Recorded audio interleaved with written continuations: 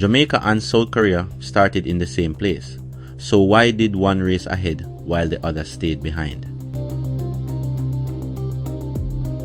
In the year 1960, both countries asked the same question: how do we become developed? South Korea was poor, war-torn, and agrarian. Yet by 2025, it's a high-income nation with advanced tech.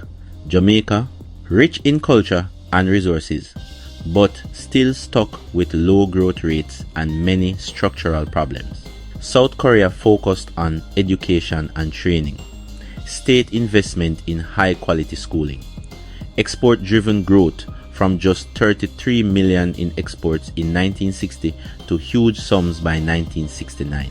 Strong institutions and policy stability. They made it easy to do business and punished corruption.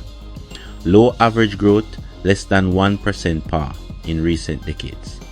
Heavy debt, weak institutions, and dependency on tourism, minerals.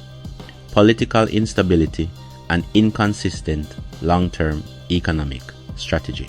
So while Korea built factories, Korea built value. Jamaica stayed service, commodity dependent. Jamaica can still catch up, but we must learn from what the winners did. Follow at AlphaFaxJA for more truth that will change how we think.